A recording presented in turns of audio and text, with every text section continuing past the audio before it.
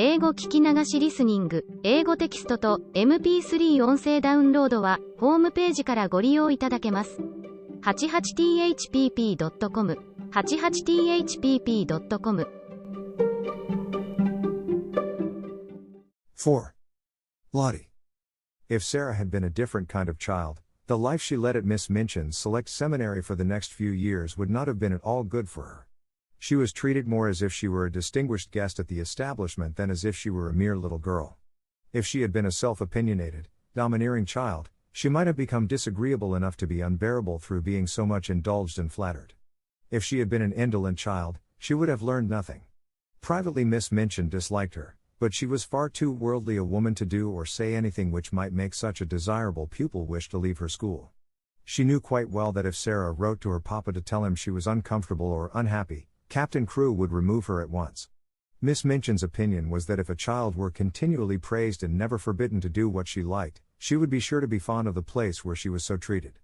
Accordingly, Sarah was praised for her quickness at her lessons, for her good manners, for her amiability to her fellow pupils, for her generosity if she gave sixpence to a beggar out of her full little purse. The simplest thing she did was treated as if it were a virtue, and if she had not had a disposition and a clever little brain, she might have been a very self-satisfied young person.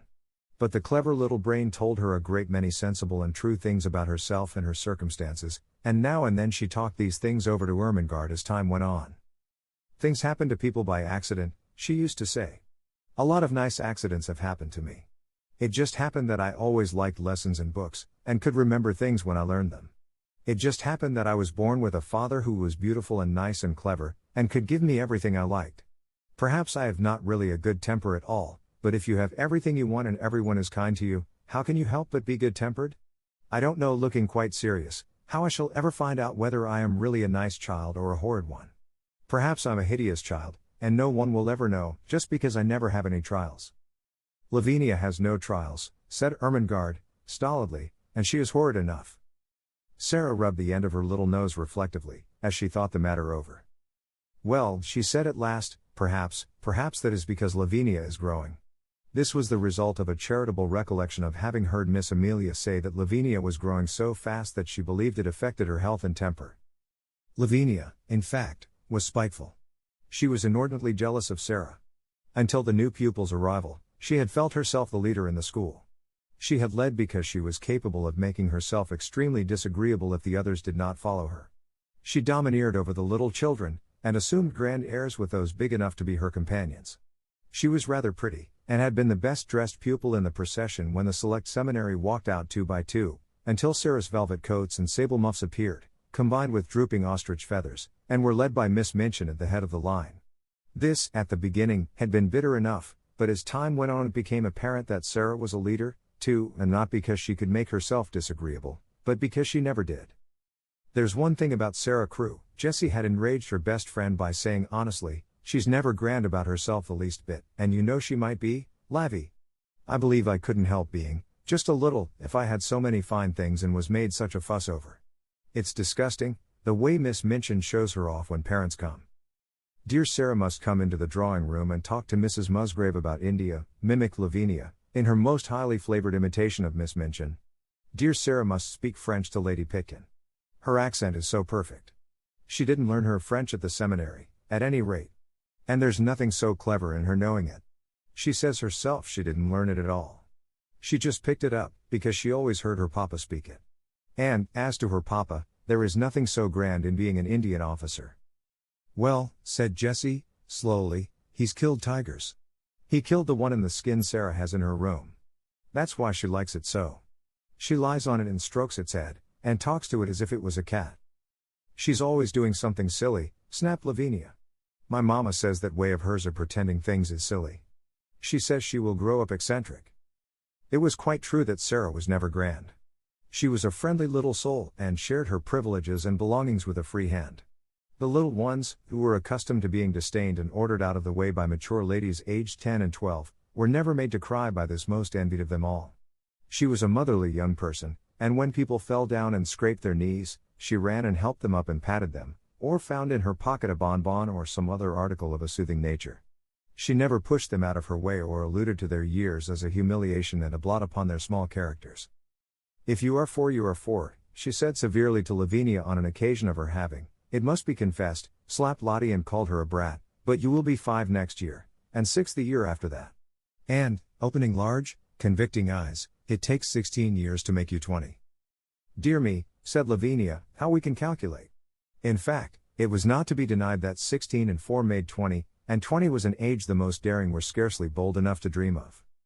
So the younger children adored Sarah. More than once she had been known to have a tea party, made up of these despised ones, in her own room. And Emily had been played with, and Emily's own tea service used, the one with cups which held quite a lot of much sweetened weak tea and had blue flowers on them. No one had seen such a very real doll's tea set before. From that afternoon Sarah was regarded as a goddess and a queen by the entire alphabet class. Lottie Lee worshipped her to such an extent that if Sarah had not been a motherly person, she would have found her tiresome. Lottie had been sent to school by a rather flighty young papa who could not imagine what else to do with her. Her young mother had died, and as the child had been treated like a favorite doll or a very spoiled pet monkey or lapdog ever since the first hour of her life, she was a very appalling little creature. When she wanted anything or did not want anything she wept and howled, and, as she always wanted the things she could not have, and did not want the things that were best for her, her shrill little voice was usually to be heard uplifted in wails in one part of the house or another. Her strongest weapon was that in some mysterious way she had found out that a very small girl who had lost her mother was a person who ought to be pitied and made much of. She had probably heard some grown-up people talking her over in the early days, after her mother's death. So it became her habit to make great use of this knowledge. The first time Sarah took her in charge was one morning when, on passing a sitting room, she heard both Miss Minchin and Miss Amelia trying to suppress the angry wails of some child who, evidently, refused to be silenced. She refused so strenuously indeed that Miss Minchin was obliged to almost shout, in a stately and severe manner, to make herself heard. "What is she crying for?" she almost yelled. Oh. Sarah heard, "I haven't got any ma'am, ma. Oh, Lottie," screamed Miss Amelia. "Do stop, darling. Don't cry. Please don't. Oh. Lottie howled tempestuously. "Haven't got any, ma'am, ma. She ought to be whipped," Miss Minchin proclaimed. "You shall be whipped, you naughty child." Lottie wailed more loudly than ever. Miss Amelia began to cry. Miss Minchin's voice rose until it almost thundered, then suddenly she sprang up from her chair in impotent indignation and flounced out of the room, leaving Miss Amelia to arrange the matter. Sarah had paused in the hall, wondering if she ought to go into the room, because she had recently begun a friendly acquaintance with Lottie and might be able to quiet her. When Miss Minchin came out and saw her, she looked rather annoyed. She realized that her voice, as heard from inside the room, could not have sounded either dignified or amiable. "Oh, Sarah," she exclaimed, endeavoring to produce a suitable smile. "I stopped," explained Sarah, "because I knew it was Lottie, and I thought, perhaps, just perhaps, I could make her be quiet." "May I try, Miss Minchin?" "If you can, you are a clever child," answered Miss Minchin, drawing in her mouth sharply. Then, seeing that Sarah looked slightly chilled by her asperity, she changed her manner. "But you are clever in everything," she said in her approving way. "I dare say you can manage her. Go in." And she left her. When Sarah entered the room, Lottie was lying upon the floor, screaming and kicking her small fat legs violently, and Miss Amelia was bending over her in consternation and despair, looking quite red and damp with heat. Lottie had always found, when in her own nursery at home, that kicking and screaming would always be quieted by any means she insisted on. Poor plump Miss Amelia was trying first one method, and then another. "Poor darling," she said one moment, "I know you haven't any mamma." Poor, then in quite another tone, "If you don't stop, Lottie, I will shake you. Poor little angel. There. You wicked, bad, detestable child, I will smack you. I will." Sarah went to them quietly. She did not know at all what she was going to do, but she had a vague inward conviction that it would be better not to say such different kinds of things quite so helplessly and excitedly. "Miss Amelia," she said in a low voice, "Miss Minchin says I may try to make her stop, may I?" Miss Amelia turned and looked at her hopelessly. "Oh, do you think you can?" she gasped. "I don't know whether I can," answered Sarah, still in her half-whisper, "but I will try." Miss Amelia stumbled up from her knees with a heavy sigh, and Lottie's fat little legs kicked as hard as ever. "If you will steal out of the room," said Sarah, "I will stay with her." "Oh, Sarah," almost whimpered Miss Amelia. "We never had such a dreadful child before. I don't believe we can keep her. But she crept out of the room, and was very much relieved to find an excuse for doing it. Sarah stood by the howling furious child for a few moments, and looked down at her without saying anything. Then she sat down flat on the floor beside her and waited. Except for Lottie's angry screams, the room was quite quiet. This was a new state of affairs for little Miss Lee, who was accustomed, when she screamed, to hear other people protest and implore and command and coax by turns. To lie and kick and shriek, and find the only person near you not seeming to mind in the least, attracted her attention. She opened her tight-shut streaming eyes to see who this person was. And it was only another little girl. But it was the one who owned Emily and all the nice things. And she was looking at her steadily and as if she was merely thinking. Having paused for a few seconds to find this out, Lottie thought she must begin again, but the quiet of the room and of Sarah's odd, interested face made her first howl rather half-hearted. "I haven't any, ma, she announced, but her voice was not so strong. Sarah looked at her still more steadily, but with a sort of understanding in her eyes. "Neither have I," she said. This was so unexpected that it was astounding. Lottie actually dropped her legs, gave a wriggle, and lay and stared. A new idea will stop a crying child when nothing else will. Also, it was true that while Lottie disliked Miss Minchin, who was cross, and Miss Amelia, who was foolishly indulgent, she rather liked Sarah, little as she knew her. She did not want to give up her grievance, but her thoughts were distracted from it, so she wriggled again, and, after a sulky sob, said, "Where is she?" Sarah paused a moment. Because she had been told that her mama was in heaven, she had thought a great deal about the matter, and her thoughts had not been quite like those of other people. "She went to heaven," she said. "But I am sure she comes out sometimes to see me, though I don't see her. So does yours. Perhaps they can both see us now. Perhaps they are both in this room." Lottie sat bolt upright, and looked about her. She was a pretty, little, curly-headed creature, and her round eyes were like wet forget-me-nots. If her mama had seen her during the last half hour, she might not have thought her the kind of child who ought to be related to an angel. Sarah went on talking. Perhaps some people might think that what she said was rather like a fairy story, but it was all so real to her own imagination that Lottie began to listen in spite of herself. She had been told that her mama had wings and a crown, and she had been shown pictures of ladies in beautiful white nightgowns, who were said to be angels. But Sarah seemed to be telling a real story about a lovely country where real people were. "There are fields and fields of flowers," she said, forgetting herself, as usual, when she began, and talking rather as if she were in a dream, "fields and fields of lilies, and when the soft wind blows over them it wafts the scent of them into the air, and everybody always breathes it, because the soft wind is always blowing. And little children run about in the lily fields and gather armfuls of them, and laugh and make little wreaths. And the streets are shining. And people are never tired, however far they walk. They can float anywhere they like.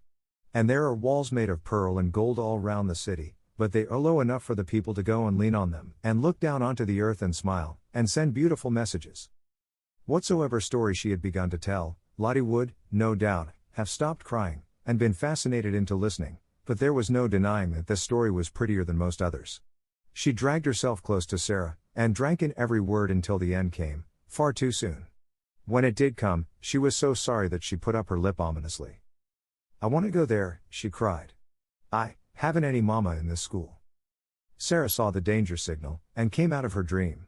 She took hold of the chubby hand and pulled her close to her side with a coaxing little laugh.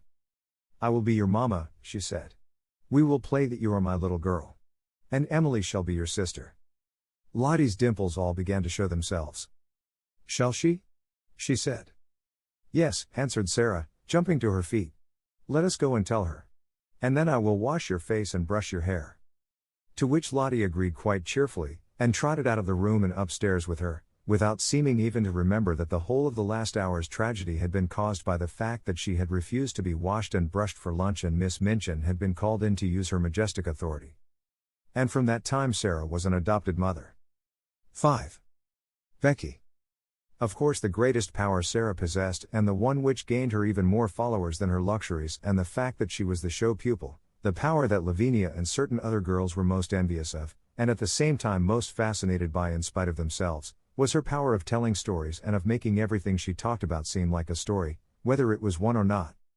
Anyone who has been at school with a teller of stories knows what the wonder means, how he or she is followed about and besought in a whisper to relate romances, how groups gather round and hang on the outskirts of the favored party in the hope of being allowed to join in and listen. Sarah not only could tell stories, but she adored telling them. When she sat or stood in the midst of a circle and began to invent wonderful things, her green eyes grew big and shining, her cheeks flushed, and, without knowing that she was doing it, she began to act and made what she told lovely or alarming by the raising or dropping of her voice, the bend and sway of her slim body, and the dramatic movement of her hands. She forgot that she was talking to listening children. She saw and lived with the fairy folk, or the kings and queens and beautiful ladies, whose adventures she was narrating. Sometimes when she had finished her story, she was quite out of breath with excitement, and would lay her hand on her thin, little, quick-rising chest, and half laugh as if at herself. When I am telling it, she would say, it doesn't seem as if it was only made up. It seems more real than you are, more real than the schoolroom. I feel as if I were all the people in the story, one after the other. It is queer. She had been at Miss Minchin's school about 2 years when, one foggy winter's afternoon, as she was getting out of her carriage, comfortably wrapped up in her warmest velvets and furs and looking very much grander than she knew, she caught sight, as she crossed the pavement, of a dingy little figure standing on the area steps, and stretching its neck so that its wide-open eyes might peer at her through the railings. Something in the eagerness and timidity of the smudgy face made her look at it, and when she looked she smiled because it was her way to smile at people. But the owner of the smudgy face and the wide-open eyes evidently was afraid that she ought not to have been caught looking at pupils of importance. She dodged out of sight like a jack-in-the-box and scurried back into the kitchen, disappearing so suddenly that if she had not been such a poor little forlorn thing, Sarah would have laughed in spite of herself. That very evening, as Sarah was sitting in the midst of a group of listeners in a corner of the schoolroom telling one of her stories, the very same figure timidly entered the room, carrying a coal box much too heavy for her, and knelt down upon the hearth rug to replenish the fire and sweep up the ashes. She was cleaner than she had been when she peeped through the area railings, but she looked just as frightened. She was evidently afraid to look at the children or seemed to be listening. She put on pieces of coal cautiously with her fingers so that she might make no disturbing noise, and she swept about the fire irons very softly. But Sarah saw in 2 minutes that she was deeply interested in what was going on, and that she was doing her work slowly in the hope of catching a word here and there. And realizing this, she raised her voice and spoke more clearly. The mermaids swam softly about in the crystal green water, and dragged after them a fishing net woven of deep-sea pearls, she said. The princess sat on the white rock and watched them. It was a wonderful story about a princess who was loved by a prince merman, and went to live with him in shining caves under the sea. The small drudge before the great swept the hearth once and then swept it again. Having done it twice, she did it 3 times, and, as she was doing it the 3rd time, the sound of the story so lured her to listen that she fell under the spell and actually forgot that she had no right to listen at all, and also forgot everything else. She sat down upon her heels as she knelt on the hearth rug, and the brush hung idly in her fingers. The voice of the storyteller went on and drew her with it into winding grottos under the sea, glowing with soft, clear blue light, and paved with pure golden sands. Strange sea flowers and grasses waved about her, and far away faint singing and music echoed. The hearth brush fell from the work-roughened hand, and Lavinia Herbert looked round. That girl has been listening, she said. The culprit snatched up her brush, and scrambled to her feet. She caught at the coal box and simply scuttled out of the room like a frightened rabbit. Sarah felt rather hot-tempered. I knew she was listening, she said. Why shouldn't she? Lavinia tossed her head with great elegance. Well, she remarked, I do not know whether your mama would like you to tell stories to servant girls, but I know my mama wouldn't like me to do it. My mama, said Sarah, looking odd. I don't believe she would mind in the least. She knows that stories belong to everybody. I thought, retorted Lavinia, in severe recollection, that your mama was dead. How can she know things? Do you think she doesn't know things? Said Sarah, in her stern little voice. Sometimes she had a rather stern little voice. Sarah's mama knows everything, piped in Lottie. So does my mama, 'cept Sarah is my mama at Miss Minchin's, my other one knows everything. The streets are shining, and there are fields and fields of lilies, and everybody gathers them. Sarah tells me when she puts me to bed. You wicked thing, said Lavinia, turning on Sarah, making fairy stories about heaven. There are much more splendid stories in Revelation, returned Sarah. Just look and see. How do you know mine are fairy stories? But I can tell you with a fine bit of unheavenly temper, you will never find out whether they are or not if you're not kinder to people than you are now. Come along, Lottie. And she marched out of the room, rather hoping that she might see the little servant again somewhere, but she found no trace of her when she got into the hall. Who is that little girl who makes the fires? She asked Mariette that night. Mariette broke forth into a flow of description. Ah, indeed, Mademoiselle Sarah might well ask. She was a forlorn little thing who had just taken the place of scullery maid, though, as to being scullery maid, she was everything else besides. She blacked boots and grates, and carried heavy coal scuttles up and down stairs, and scrubbed floors and cleaned windows, and was ordered about by everybody. She was 14 years old, but was so stunted in growth that she looked about 12. In truth, Mariette was sorry for her.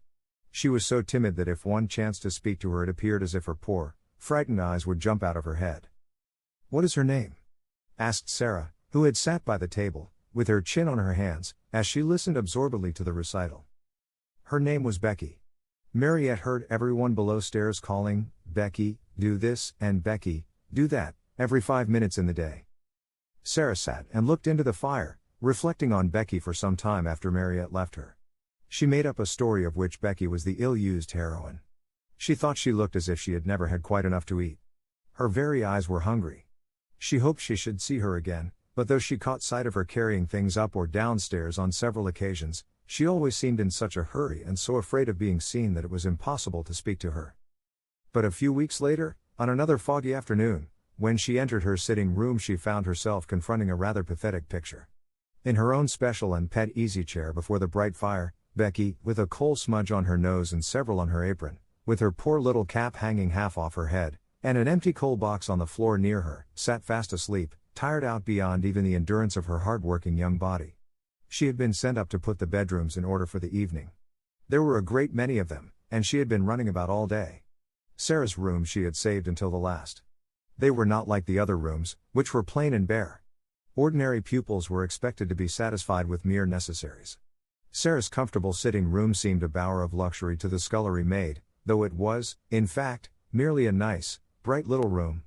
But there were pictures and books in it, and curious things from India. There was a sofa and the low, soft chair. Emily sat in a chair of her own, with the air of a presiding goddess, and there was always a glowing fire and a polished grate. Becky saved it until the end of her afternoon's work, because it rested her to go into it, and she always hoped to snatch a few minutes to sit down in the soft chair and look about her, and think about the wonderful good fortune of the child who owned such surroundings and who went out on the cold days in beautiful hats and coats one tried to catch a glimpse of through the area railing. On this afternoon, when she had sat down, the sensation of relief to her short, aching legs had been so wonderful and delightful that it had seemed to soothe her whole body, and the glow of warmth and comfort from the fire had crept over her like a spell, until, as she looked at the red coals, a tired, slow smile stole over her smudged face, her head nodded forward without her being aware of it, her eyes drooped, and she fell fast asleep. She had really been only about 10 minutes in the room when Sarah entered, but she was in as deep a sleep as if she had been, like the Sleeping Beauty, slumbering for 100 years. But she did not look, poor Becky, like a Sleeping Beauty at all. She looked only like an ugly, stunted, worn-out little scullery drudge. Sarah seemed as much unlike her as if she were a creature from another world. On this particular afternoon she had been taking her dancing lesson, and the afternoon on which the dancing master appeared was rather a grand occasion at the seminary, though it occurred every week. The pupils were attired in their prettiest frocks, and as Sarah danced particularly well, she was very much brought forward, and Mariette was requested to make her as diaphanous and fine as possible. Today a frock the color of a rose had been put on her, and Mariette had bought some real buds and made her a wreath to wear on her black locks. She had been learning a new, delightful dance in which she had been skimming and flying about the room, like a large rose-colored butterfly, and the enjoyment and exercise had brought a brilliant, happy glow into her face. When she entered the room, she floated in with a few of the butterfly steps, and there sat Becky, nodding her cap sideways off her head. "Oh," cried Sarah, softly, when she saw her. "That poor thing." It did not occur to her to feel cross at finding her pet chair occupied by the small, dingy figure. To tell the truth, she was quite glad to find it there. When the ill-used heroine of her story wakened, she could talk to her. She crept toward her quietly, and stood looking at her. Becky gave a little snore. "I wish she'd waken herself," Sarah said. "I don't like to waken her. But Miss Minchin would be cross if she found out. I'll just wait a few minutes." She took a seat on the edge of the table, and sat swinging her slim, rose-colored legs, and wondering what it would be best to do. Miss Amelia might come in at any moment, and if she did, Becky would be sure to be scolded. "But she is so tired," she thought. "She is so tired." A piece of flaming coal ended her perplexity for her that very moment. It broke off from a large lump and fell onto the fender. Becky started, and opened her eyes with a frightened gasp. She did not know she had fallen asleep.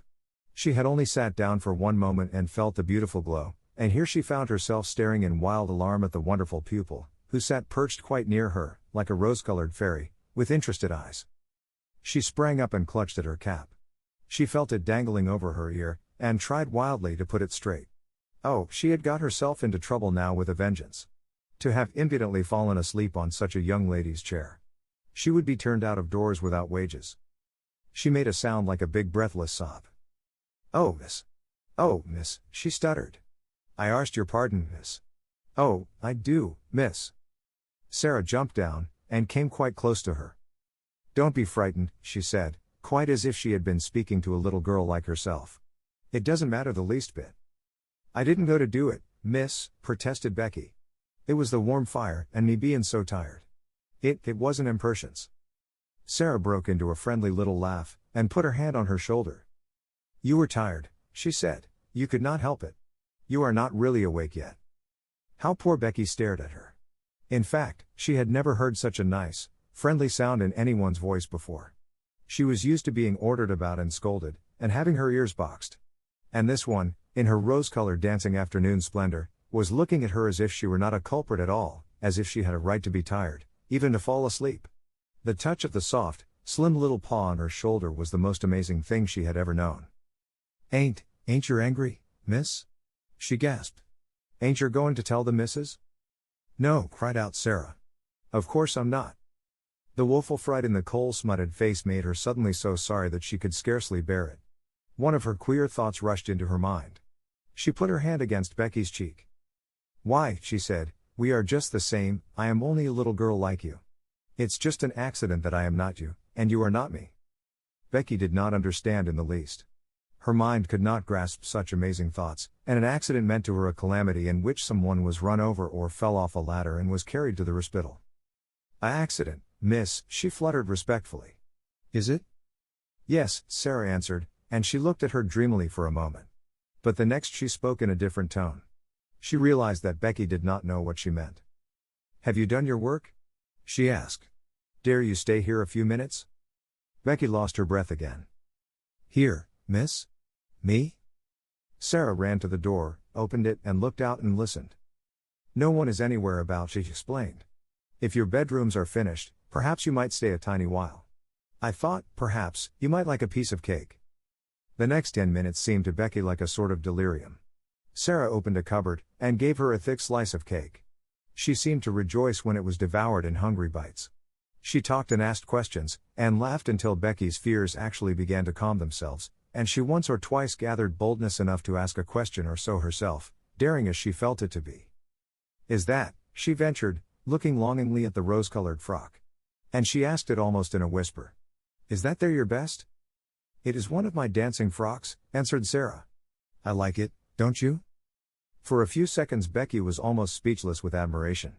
Then she said in an awed voice, "I see a princess. I was standing in the street with the crowd outside Covent Garden, watchin' the swells go inter the opera. And there was one everyone stared at most. They say to each other, 'That's the princess.' She was a growed-up young lady, but she was pink all over, gowned and cloak, and flowers and all. I called her to mind the minute I see you, sittin' there on the table, miss. You look like her." "I've often thought," said Sarah, in her reflecting voice, "that I should like to be a princess. I wonder what it feels like. I believe I will begin pretending I am one." Becky stared at her admiringly, and, as before, did not understand her in the least. She watched her with a sort of adoration. Very soon Sarah left her reflections and turned to her with a new question. "Becky," she said, "weren't you listening to that story?" "Yes, miss," confessed Becky, a little alarmed again. "I knowed I hadn't heard her, but it was that beautiful I couldn't help it." "I liked you to listen to it," said Sarah. "If you tell stories, you like nothing so much as to tell them to people who want to listen. I don't know why it is. Would you like to hear the rest?" Becky lost her breath again. "Me hear it?" she cried. "Like as if I was a pupil, miss. All about the prince, and the little white mare babies swimming about laughing, with stars in their hair." Sarah nodded. "You haven't time to hear it now, I'm afraid," she said, "but if you will tell me just what time you come to do my rooms, I will try to be here and tell you a bit of it every day until it is finished. It's a lovely long one, and I'm always putting new bits to it." "Then," breathed Becky, devoutly, "I wouldn't mind how heavy the coal boxes was, or what the cook done to me, if I might have that to think of." "You may," said Sarah. "I'll tell it all to you."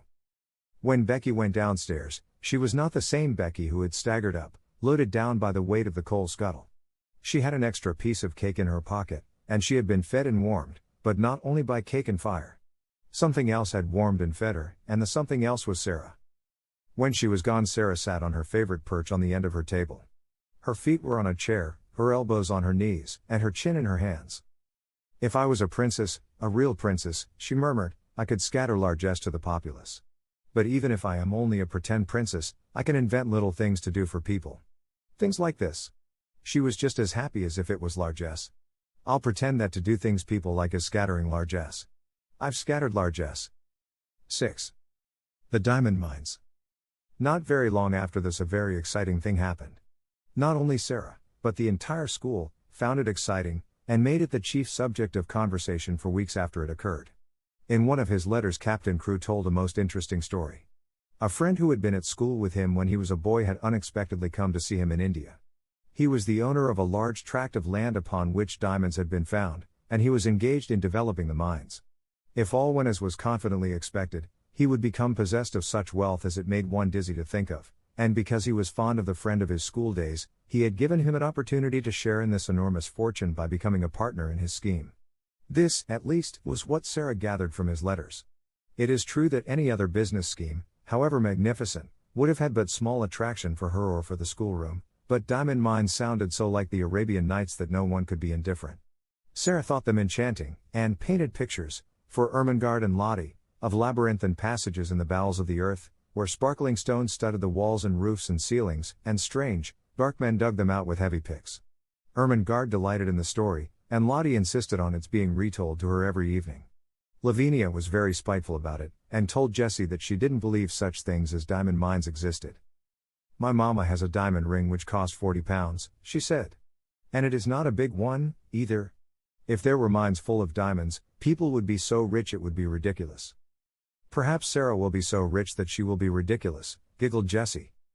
"She's ridiculous without being rich," Lavinia sniffed. "I believe you hate her," said Jessie. "No, I don't," snapped Lavinia. "But I don't believe in mines full of diamonds." "Well, people have to get them from somewhere," said Jessie. Lavinia, with a new giggle, "What do you think Gertrude says?" "I don't know, I'm sure, and I don't care if it's something more about that everlasting Sarah." "Well, it is. One of her pretends is that she is a princess. She plays it all the time, even in school. She says it makes her learn her lessons better. She wants Ermengarde to be one, too, but Ermengarde says she is too fat." "She is too fat," said Lavinia. "And Sarah is too thin." Naturally, Jessie giggled again. "She says it has nothing to do with what you look like, or what you have. It has only to do with what you think of and what you do." "I suppose she thinks she could be a princess if she was a beggar," said Lavinia. "Let us begin to call her Your Royal Highness." Lessons for the day were over, and they were sitting before the schoolroom fire, enjoying the time they liked best. It was the time when Miss Minchin and Miss Amelia were taking their tea in the sitting room sacred to themselves.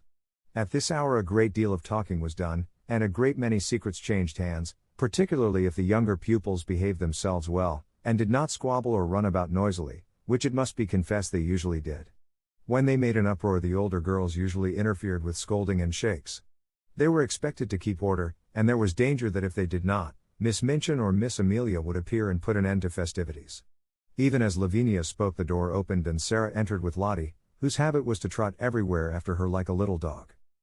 "There she is, with that horrid child," exclaimed Lavinia in a whisper. "If she's so fond of her, why doesn't she keep her in her own room? She will begin howling about something in 5 minutes."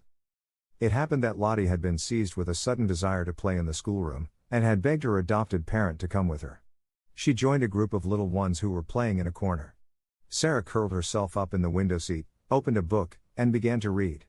It was a book about the French Revolution, and she was soon lost in a harrowing picture of the prisoners in the Bastille, men who had spent so many years in dungeons that when they were dragged out by those who rescued them, their long, gray hair and beards almost hid their faces, and they had forgotten that an outside world existed at all, and were like beings in a dream. She was so far away from the schoolroom that it was not agreeable to be dragged back suddenly by a howl from Lottie. Never did she find anything so difficult as to keep herself from losing her temper when she was suddenly disturbed while absorbed in a book. People who are fond of books know the feeling of irritation which sweeps over them at such a moment. The temptation to be unreasonable and snappish is one not easy to manage. It makes me feel as if someone had hit me, Sarah had told Ermengarde once in confidence. And as if I want to hit back. I have to remember things quickly to keep from saying something ill-tempered. She had to remember things quickly when she laid her book on the window seat and jumped down from her comfortable corner. Lottie had been sliding across the schoolroom floor, and, having first irritated Lavinia and Jessie by making a noise, had ended by falling down and hurting her fat knee. She was screaming and dancing up and down in the midst of a group of friends and enemies, who were alternately coaxing and scolding her. "Stop this minute, you crybaby. Stop this minute," Lavinia commanded. "I'm not a crybaby, I'm not," wailed Lottie. "Sarah, raw. If she doesn't stop, Miss Minchin will hear her," cried Jessie. "Lottie darling, I'll give you a penny." "I don't want your penny," sobbed Lottie, and she looked down at the fat knee, and, seeing a drop of blood on it, burst forth again. Sarah flew across the room and, kneeling down, put her arms round her. "Now, Lottie," she said. "Now, Lottie, you promised Sarah." "She said I was a crybaby," wept Lottie. Sarah patted her, but spoke in the steady voice Lottie knew. "But if you cry, you will be one, Lottie pet. You promised." Lottie remembered that she had promised, but she preferred to lift up her voice. "I haven't any mama," she proclaimed. "I haven't a bit of mama." "Yes, you have," said Sarah, cheerfully. "Have you forgotten? Don't you know that Sarah is your mama? Don't you want Sarah for your mama?" Lottie cuddled up to her with a consoled sniff. "Come and sit in the window seat with me," Sarah went on, "and I'll whisper a story to you." "Will you?" whimpered Lottie. "Will you tell me of the diamond mines?" "The diamond mines?" broke out Lavinia. "Nasty, little spoiled thing, I should like to slap her." Sarah got up quickly on her feet. It must be remembered that she had been very deeply absorbed in the book about the Bastille, and she had had to recall several things rapidly when she realized that she must go and take care of her adopted child. She was not an angel, and she was not fond of Lavinia. "Well," she said, with some fire, "I should like to slap you, but I don't want to slap you." Restraining herself. "At least I both want to slap you, and I should like to slap you, but I won't slap you. We are not little gutter children. We are both old enough to know better." Here was Lavinia's opportunity. "Ah, yes, Your Royal Highness," she said. "We are princesses, I believe. At least one of us is. The school ought to be very fashionable now Miss Minchin has a princess for a pupil." Sarah started toward her. She looked as if she were going to box her ears. Perhaps she was. Her trick of pretending things was the joy of her life. She never spoke of it to girls she was not fond of. Her new pretend about being a princess was very near to her heart, and she was shy and sensitive about it.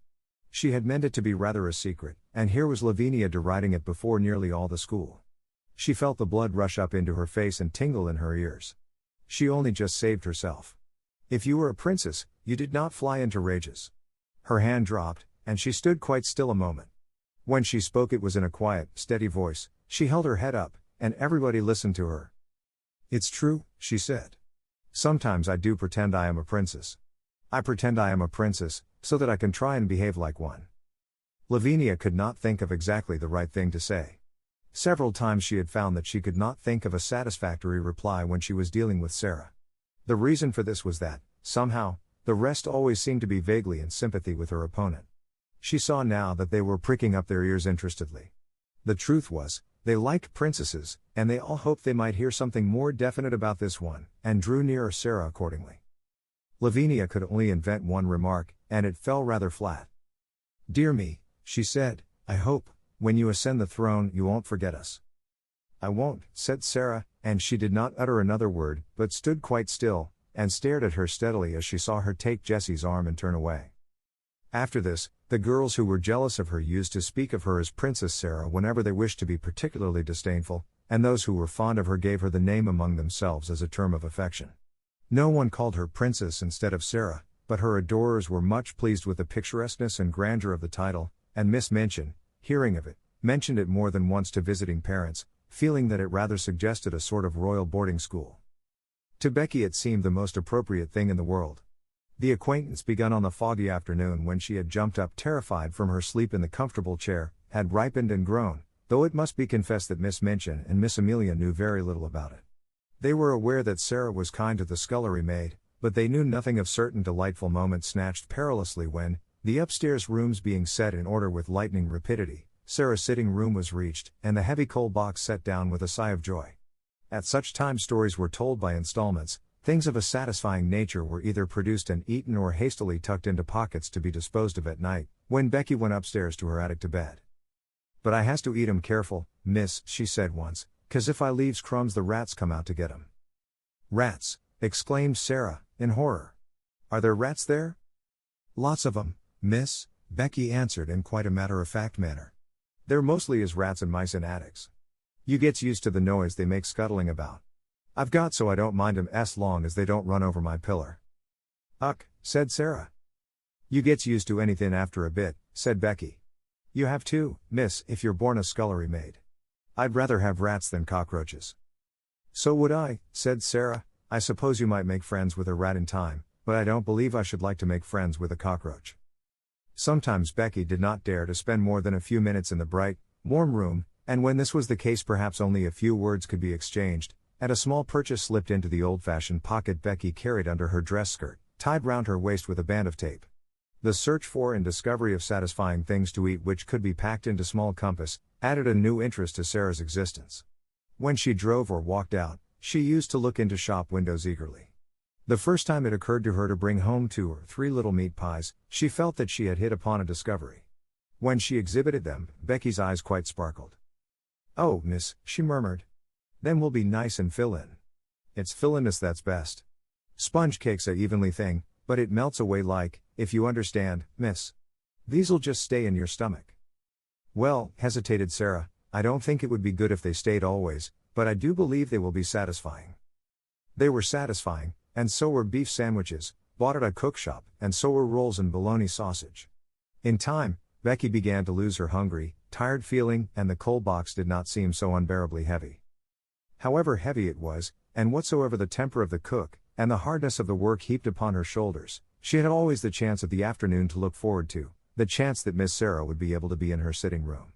In fact, the mere seeing of Miss Sarah would have been enough without meat pies. If there was time only for a few words, they were always friendly, merry words that put heart into one, and if there was time for more, then there was an installment of a story to be told, or some other thing one remembered afterward and sometimes lay awake in one's bed in the attic to think over. Sarah, who was only doing what she unconsciously liked better than anything else, nature having made her for a giver, had not the least idea what she meant to poor Becky, and how wonderful a benefactor she seemed. If nature has made you for a giver, your hands are borne open, and so is your heart, and though there may be times when your hands are empty, your heart is always full, and you can give things out of that, warm things, kind things, sweet things, help and comfort and laughter, and sometimes gay, kind laughter is the best help of all. Becky had scarcely known what laughter was through all her poor, little hard-driven life. Sarah made her laugh, and laughed with her, and, though neither of them quite knew it, the laughter was as fill-in as the meat pies. A few weeks before Sarah's 11th birthday a letter came to her from her father, which did not seem to be written in such boyish high spirits as usual. He was not very well, and was evidently overweighted by the business connected with the diamond mines. "You see, little Sarah," he wrote, "your daddy is not a businessman at all, and figures and documents bother him. He does not really understand them, and all this seems so enormous. Perhaps, if I was not feverish I should not be awake, tossing about, one half of the night and spend the other half in troublesome dreams. If my little missus were here, I dare say she would give me some solemn, good advice. You would, wouldn't you, little missus?" One of his many jokes had been to call her his little missus because she had such an old-fashioned air. He had made wonderful preparations for her birthday. Among other things, a new doll had been ordered in Paris, and her wardrobe was to be, indeed, a marvel of splendid perfection. When she had replied to the letter asking her if the doll would be an acceptable present, Sarah had been very quaint. "I am getting very old," she wrote. "You see, I shall never live to have another doll given me. This will be my last doll. There is something solemn about it. If I could write poetry, I am sure a poem about a last doll would be very nice. But I cannot write poetry. I have tried, and it made me laugh. It did not sound like Watts or Coleridge or Shakespeare at all. No one could ever take Emily's place, but I should respect the last doll very much, and I am sure the school would love it. They all like dolls, though some of the big ones, the almost 15 ones, pretend they are too grown up. Captain Crew had a splitting headache when he read this letter in his bungalow in India. The table before him was heaped with papers and letters which were alarming him and filling him with anxious dread, but he laughed as he had not laughed for weeks. "Oh," he said, "she's better fun every year she lives. God grant this business may right itself and leave me free to run home and see her. What wouldn't I give to have her little arms round my neck this minute? What wouldn't I give?" The birthday was to be celebrated by great festivities. The schoolroom was to be decorated, and there was to be a party. The boxes containing the presents were to be opened with great ceremony, and there was to be a glittering feast spread in Miss Minchin's sacred room. When the day arrived, the whole house was in a whirl of excitement. How the morning passed nobody quite knew, because there seemed such preparations to be made. The schoolroom was being decked with garlands of holly, the desks had been moved away, and red covers had been put on the forms which were arrayed round the room against the wall. When Sarah went into her sitting room in the morning, she found on the table a small, dumpy package, tied up in a piece of brown paper. She knew it was a present, and she thought she could guess whom it came from. She opened it quite tenderly. It was a square pincushion, made of not quite clean red flannel, and black pins had been stuck carefully into it to form the words, "Many happy returns." "Oh," cried Sarah, with a warm feeling in her heart. "What pains she has taken. I like it so, it makes me feel sorrowful." But the next moment she was mystified. On the underside of the pincushion was secured a card, bearing in neat letters the name Miss Amelia Minchin. Sarah turned it over and over. "Miss Amelia," she said to herself, "how can it be?" And just at that very moment she heard the door being cautiously pushed open and saw Becky peeping round it. There was an affectionate, happy grin on her face, and she shuffled forward and stood nervously pulling at her fingers. "Do yer like it, Miss Sarah?" she said. "Do yer like it?" cried Sarah. "You darling Becky, you made it all yourself." Becky gave a hysteric but joyful sniff, and her eyes looked quite moist with delight. "It ain't nothin' but flannin, and the flannin ain't new, but I wanted to give yer somethin' and I made it of nights. I knew yer could pretend it was satin with diamond pins in. I tried to when I was makin' it. The card, miss, rather doubtfully, warn't wrong of me to pick it up out of the dustbin, was it?" Miss Melior had throwed it away. "I hadn't no card of my own, and I knowed it wouldn't be a proper precinct if I didn't pin a card on, so I pinned Miss Melior's." Sarah flew at her and hugged her. She could not have told herself or anyone else why there was a lump in her throat. "Oh, Becky," she cried out, with a queer little laugh, "I love you, Becky, I do, I do." "Oh, miss," breathed Becky. "Thank yer, miss, kindly, it ain't good enough for that. The flannin wasn't new." 物語の続きは、ホームページからお聞きいただけます。また、テキスト、MP3 ダウンロードも合わせてご利用ください。88thpp.com 88thpp.com